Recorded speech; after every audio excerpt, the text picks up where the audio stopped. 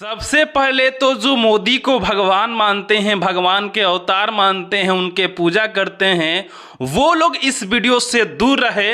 अगर आप सपना देख रहे हैं कि मोदी जी ही देश के प्रधानमंत्री बनेंगे तो आपका सपना टूटने वाले हैं, क्योंकि आज हमने जमीनी स्तर पर सर्वे किया। हर व्यक्ति के, उनके गांव, उनके जिले, उनके गली, उनके घर जाकर यह पूछा गया है कि आपने किसको वोट दिया है, और जो आंकड़ा निकल के आया है वो सभी लोगों को चौंका कर रख दिया है। खास करके बीजेपी के लोग, जो कि यह सपना देखते थे कि अब की बार 400 पार बीजेपी होने वाला है, तो वो सपना यहां पे टूटते हुए नजर आ रहा है। तो सबसे पहले हमारे देश के जितने भी माता बहन, चाचा चाची, काका काकी हैं, उनका पैर छूकर कोटि कोटि प्रणाम करके वीडियो को शुरू करते हैं। मगर मैं साफ कर देना चाहता हूं कि जो ये ओपिनियन पोल है, न कि व्हाट्सएप के द्वारा, न कि सोशल मीडिया के द्वारा, अफवाह के द्वारा ये ओपिनियन पोल नहीं बनाया गया है। जमीनी स्तर पर जुड़कर लोगों से पूछ पूछ कर कि आपने किसको वोट दिया है, उसके आधार पर ये ओपिनियन पोल बनाया गया है, जिसमें साफ साफ देखिएगा तो कांग्रेस पार्टी बड़ी जीत हासिल कर रही है। तो आज की इस वीडियो में हम सभी देखेंगे कि किस राज्य में किस पार्टी को कितनी सीट मिलने वाली हैं। तो चलिए वीडियो की शुरुआत करते हैं। उससे पहले मैं आप सभी मित्रों से कहूँगा, सभी माता बहनों से कहूँगा कि अभी तक आप इस वीडियो को लाइक नहीं किए हैं तो वीडियो को लाइक करके चैनल को सब्सक्राइब कर ले, और आप नीचे कमेंट बॉक्स में बताएं कि आप इस वीडियो किस राज्य से देख रही हैं। सबसे पहले हम शुरुआत करेंगे राजस्थान। तो राजस्थान में लोकसभा सीटों की संख्या 25 है, जिसमें से बीजेपी के खाते में 15 सीट, कांग्रेस गठबंधन के खाते में 10 सीट और अदर खाते में एक भी सीट नहीं मिलने वाला है। तो यहां पर भी बीजेपी को हार का ही सामना करना पड़ रहा है, क्योंकि लोकसभा चुनाव 2019 में बीजेपी ने 25 में से 25 सीटें अपने नाम हासिल किया था, मगर इस बार 15 ही सीट बीजेपी को मिल रहा है। आगे बढ़ते हैं और अगला राज्य छत्तीसगढ़ देखते हैं। छत्तीसगढ़ में लोकसभा सीटों की संख्या 11 है, जिसमें से बीजेपी के खाते में मात्र 3 सीटें, वहीं कांग्रेस गठबंधन खाते में 8 सीटें देखने को मिल रहा है। तो यहां पर भी कांग्रेस पार्टी बीजेपी से कई गुना आगे चल रही है। मैं आप सभी को यहां पे जाहिर कर दूं कि किसी भी पार्टी को केंद्र में सरकार बनाने के लिए 543 सीटों में से 272 सीटों की आवश्यकता होती है। जो भी 272 सीटों का आंकड़ा पार कर लेता है वही केंद्र में सरकार बना सकता है, और उनकी पार्टी जिनको चाहेगी प्रधानमंत्री बनाना वो बना सकती है, चाहे राहुल गांधी हो, चाहे अरविंद केजरीवाल हो, चाहे कोई और व्यक्ति हो। चलिए आगे बढ़ते हैं। मध्य प्रदेश की बात करें तो मध्य प्रदेश में लोकसभा सीटों की संख्या 29 है, जिसमें से बीजेपी के खाते में 19 सीटें, जबकि कांग्रेस गठबंधन खाते में 10 सीटें देखने को मिल सकती हैं। तो थोड़ी सी यहाँ पे बीजेपी पार्टी है वो मध्य प्रदेश में मजबूत स्थिति में है, इसीलिए 19 सीट हासिल कर रही है। इसी के साथ मैं आपको बता दूं कि जो मध्य प्रदेश के राज्य हैं वहाँ पे बीजेपी के ही सरकार है, तो थोड़ा सा बीजेपी का दबदबा मध्य प्रदेश में है। इसी के साथ आप देख लीजिएगा 543 में से 65 सीटों पर ओपिनियन पोल हो चुका है, जिसमें से बीजेपी के खाते में 37 सीटें मिलती हुई दिखाई दे रही हैं, वहीं कांग्रेस गठबंधन के खाते में 28 सीटें मिलती हुई दिखाई दे रही है, और अन्य का अभी तक खाता तक नहीं खुला है। इसी के साथ हम बात करेंगे मिजोरम। मिजोरम में लोकसभा सीटों की संख्या 1 है, और 1 में से 1 सीट यहाँ पे बीजेपी के खाता में जाने वाली है। ठीक है, यहाँ पे टाइपिंग में थोड़ा सा मिस्टेक हुआ, इसके लिए सॉरी। ठीक है, चलिए आगे बढ़ते हैं और अगला राज्य देखते हैं तेलंगाना। तेलंगाना में लोकसभा सीटों की संख्या 17 है, जिसमें से बीजेपी के खाते में 2 सीटें, वहीं कांग्रेस गठबंधन के खाते में 12 सीटें मिलने की उम्मीद है, वहीं अदर खाते में 3 सीटें मिल सकती हैं। इसी के साथ मैं आपको बताते चलूँ कि तेलंगाना राज्य है वो दक्षिण भारत के राज्य है, और दक्षिण भारत के जितने भी राज्य हैं वहाँ पे काफ़ी ज़्यादा शिक्षित लोग हैं, और शिक्षित लोग ही कांग्रेस का सपोर्ट करते हैं, और यही कारण है कि बीजेपी के जितने भी राज्य दक्षिण भारत के जितने भी राज्य देखिएगा वहाँ पे बीजेपी को कम से कम ही सीट मिलने वाला है। तो देख लीजिए तेलंगाना में क्या स्थिति है बीजेपी का। वहीं हम आगे बढ़ते हैं महाराष्ट्र की बात करें तो महाराष्ट्र में लोकसभा सीटों की संख्या 48 है, जिसमें से बीजेपी खाते में 18 सीटें, वहीं कांग्रेस गठबंधन खाते में 28 सीटें। जबकि आपको बता दूं कि लोकसभा चुनाव 2019 में 48 में से बीजेपी ने यहां से 42 सीटें अपने नाम किया था, मगर इस बार की स्थिति कुछ खास देखने को नहीं मिल रही है। और इसी के साथ 131 पर ओपिनियन पोल हो चुका है, जिसमें से बीजेपी के खाते में 57 सीटें मिलने की उम्मीद है, और कांग्रेस गठबंधन खाते में 69 सीटें मिलने की उम्मीद है, और अदर के खाते में 5 सीटें मिलने की उम्मीद है। इसी के साथ हरियाणा देख लीजिए, हरियाणा में लोकसभा सीटों की संख्या 10 है, जिसमें से बीजेपी के खाते में 2 सीटें, कांग्रेस गठबंधन खाते में 6 सीटें और अदर खाते में 2 सीटें मिल सकती हैं। दोस्तों हरियाणा हुआ, पंजाब हुआ, यहाँ के जितने भी किसान भाई हैं वो बीजेपी से काफ़ी ज़्यादा नाराज़ हैं और इसको लेकर कई बार सरकार के खिलाफ दिल्ली में धरना भी दिए, मगर उसको लेकर कोई भी फैसला नहीं निकल के आया और हरियाणा पंजाब पूर्ण रूप से कांग्रेस पार्टी को ही समर्थन करने वाली हैं। तो इसी के साथ आगे बढ़ते हैं और अगला राज्य देखते हैं झारखंड। झारखंड में लोकसभा सीटों की संख्या 14 है, जिसमें से बीजेपी के खाते में 3 सीटें मिल सकती हैं, वहीं कांग्रेस गठबंधन खाते में 10 सीटें मिलने की उम्मीद है और अदर को 1 सीटें यहाँ पे मिलने की भी उम्मीद रखा जा सकता है।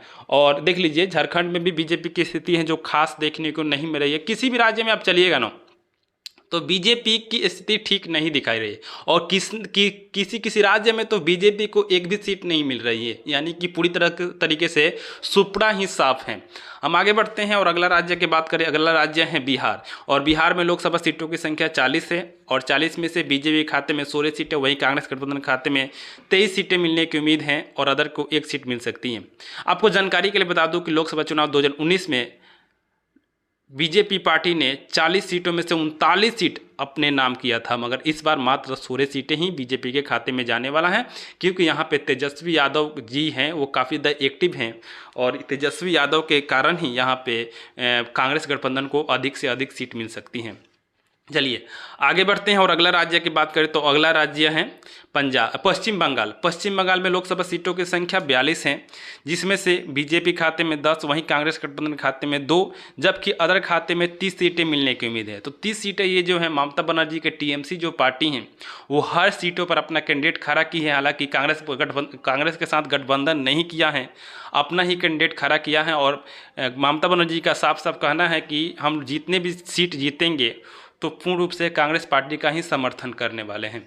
तो ये भी एक अच्छी बात है। चलिए इसी के साथ आगे बढ़ते हैं और अगला राज्य देखते हैं। अगला राज्य है उत्तराखंड। उत्तराखंड में लोकसभा सीटों की संख्या 5 है, जिसमें से बीजेपी खाते में 3 सीट मिलने की उम्मीद है, वहीं कांग्रेस गठबंधन खाते में 2 सीटें मिलने की उम्मीद है। तो इसी के साथ आप देख लीजिएगा 242 पर ओपिनियन पोल हो चुका है, जिसमें से मोदी जी का जो पार्टी है बीजेपी, उनके खाते में 51 सीटें जा पहुंचा है, 91 सीटें जा पहुंचा है, जबकि कांग्रेस गठबंधन खाते में 112 सीटें जा पहुंचा है और अदर खाते में 39 सीटें देखने को मिल रही हैं। तो दोस्तों उत्तराखंड में जो सीट थी 2019 के लोकसभा चुनाव में 5 में से 5 सीट बीजेपी ने अपने नाम किया था, मगर इस बार की स्थिति कुछ खास नहीं है। वहीं हिमाचल प्रदेश की बात करते हैं। हिमाचल प्रदेश में लोकसभा सीटों की संख्या 4 है, जिसमें से बीजेपी को 2 और कांग्रेस को 2 सीटें मिल सकती हैं और यहां से भी 2019 के चुनाव में बीजेपी ने चारों सीट अपने नाम किया था। आगे बढ़ते हैं गोवा की बात करें तो गोवा में लोकसभा सीटों की संख्या 2 है, जिसमें से एक बीजेपी को मिल सकता है और एक कांग्रेस पार्टी को मिल सकता है। इसी के साथ आगे बढ़ते हैं और अगला राज्य देखते हैं मेघालय। मेघालय में लोकसभा सीटों की संख्या 2 है, जिसमें से बीजेपी खाते में 1, वहीं कांग्रेस गठबंधन खाते में 1 सीट मिलने की उम्मीद है। तो इसी के साथ देख लीजिए 250 पर ओपिनियन पोल हो चुका है, जिसमें से बीजेपी खाते में 95 सीटें मिलने की उम्मीद है, जबकि कांग्रेस गठबंधन खाते में 116 सीटें और अदर खाते में 39 सीटें मिलने की उम्मीद है। तो दोस्तों ये जो अदर पार्टी के सीट मिल रही हैं वो कतई नहीं बीजेपी को सपोर्ट करने वाली हैं। तो अदर पार्टी की जितने भी सीट मिलेगी वो कहीं ना कहीं बाद में चलकर वो कांग्रेस पार्टी को ही समर्थन देने वाली हैं। इसी के साथ हम बात करेंगे अरुणाचल प्रदेश। अरुणाचल प्रदेश में लोकसभा सीटों की संख्या 2 है, जिसमें से बीजेपी खाते में 1 सीट है, वहीं कांग्रेस गठबंधन खाते में भी 1 सीटें मिलने की उम्मीद है। इसी के साथ आगे बढ़ते हैं और अगला राज्य देखते हैं। अरुणाचल प्रदेश तो हो गया है ना, अरुणाचल प्रदेश हो गया है। अगला राज्य त्रिपुरा देखते हैं। त्रिपुरा में लोकसभा सीटों की संख्या 2 है, जिसमें से बीजेपी खाते में 2 सीटें बीजेपी को मिलने वाला है। त्रिपुरा में बीजेपी पार्टी है ना वो काफ़ी ज़्यादा मजबूत है और यही कारण है कि यहाँ से दोनों सीट बीजेपी के खाते मिलेगा। वहीं आप देखिएगा तो 256 पर ओपिनियन पोल हो चुका है, जिसमें से 98 सीटें बीजेपी खाते में, जबकि 119 सीटें कांग्रेस गठबंधन खाते में देखने को मिल रहा है। इसी के साथ नागालैंड की बात करते हैं तो नागालैंड में 1 सीट है और एक सीट कांग्रेस पार्टी को मिलने वाला है। सिक्किम की बात करें तो सिक्किम में भी 1 सीट है और एक सीट अदर के खाते मिलने वाला है, ना बीजेपी को मिलेगा ना कांग्रेस को मिलेगा। मिजोरम की बात करते हैं, मिजोरम में लोकसभा सीटों की संख्या 1 है, जिसमें से अदर खाते में 1 का 1 सीट मिलने वाला है। वहीं उत्तर प्रदेश, दोस्तों यहाँ पे उत्तर प्रदेश में लोकसभा सीटों की संख्या सबसे अधिक है, 80 सीट है, जिसमें से बीजेपी के खाते में 45 सीट मिल सकता है। वहीं कांग्रेस गठबंधन खाते में 30 सीट मिलने की उम्मीद है और अदर के खाते में 5 सीटें देखने को मिल सकती हैं। तो दोस्तों ये उत्तर प्रदेश है, वो जिसको चाहे उसको भारत का प्रधानमंत्री बना सकता है। मगर यहाँ पे क्या हुआ है कि बीजेपी ने एक बहुत बड़ा खेला किया है राम मंदिर का निर्माण करके। हालांकि राम मंदिर बनना चाहिए और उसी का मेन मुद्दा बनाकर, धर्म का मुद्दा बनाकर लोगों से वोट मांगा जा रहा है। इसीलिए बीजेपी को यहाँ थोड़ी सी पकड़ है जो काफ़ी ज़्यादा मजबूत दिखाई दे रही है। चलिए कोई बात नहीं है, दक्षिण भारत में चलेंगे तो देखिए वहाँ की स्थिति क्या रहती है बीजेपी का। आप तो देखेंगे ही कुछ देर में।